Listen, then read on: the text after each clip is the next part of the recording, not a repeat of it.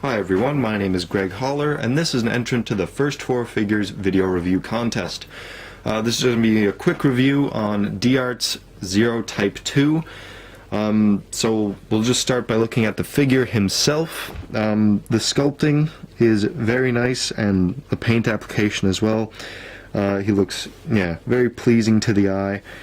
And he also features some very nice articulation. We'll start at the top. So he's got the swivel joint in the top of his neck, and then a ball joint in the bottom, so he has pretty free range with his head. The only limitation is that he can't look up that far due to his hair, which is on its own little swivel joint here, so you can move it side to side if you want to turn his head and get more articulation that way.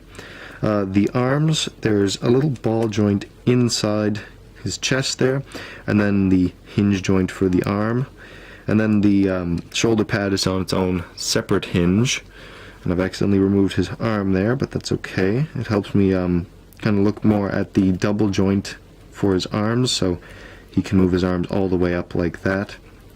And you can see there's a little peg where if you want to put his buster on and swap the parts out, then you can just fit the peg. There's a little hole in there, and it fits in nice and snugly. And there's this little plastic cap here. You probably saw that. It helps cover up the double joint, so the whole thing's not kind of glaring at you when you have his joints articulated and all that. So there's the arms. For his body, he's got two ball joints, one in his waist here, so you can move his whole torso back and forward and around, and then up in his chest. You can move that around as well. Then the hips are on, they got their own little ball joint in there. Again with the little silver cap, so it kind of hides the joint and moves with the leg. And then the knees are on their own double joint there. And then the foot is on two ball joints connected by, there's a little hinge joint in there. So he gets pretty good articulation with his feet, only limited really by the armor on his leg. But the feet are wide enough so that because you can't really get the feet both flat on the ground if you have them in wider stances and all that, but the feet are large enough that it compensates for any balance that could be lost due to that. So to look at the other stuff in the box, we got the buster. Comes with two lenses, one with the red cap in there, and the other one has a hole, so if you have the blast effect parts from Zero Type 1 or X, you can fit those in. And then we have the two Z-sabers, one with the blunted tip and the pointed tip, and then the third one with this nice effect slash piece, which looks very nice in his hand.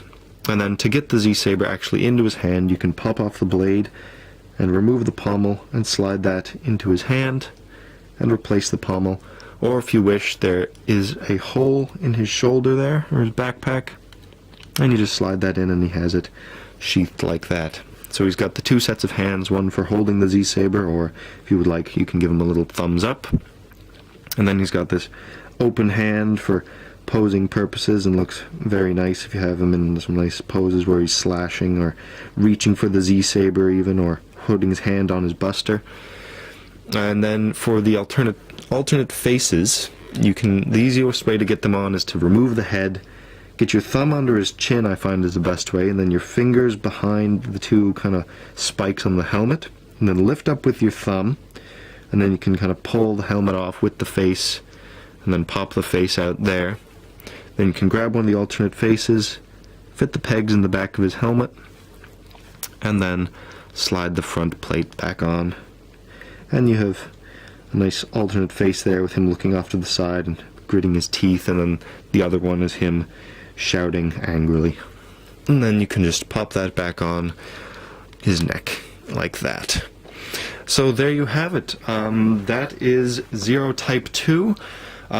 He stands at about 5.5 inches tall, and is a very nice addition to any collection, I'd say, if you're a big fan of the Mega Man X series like I am, or Mega Man in general. If you love Zero, then highly recommend you pick him up. This is probably the best figure of him out there. So, yeah, bye.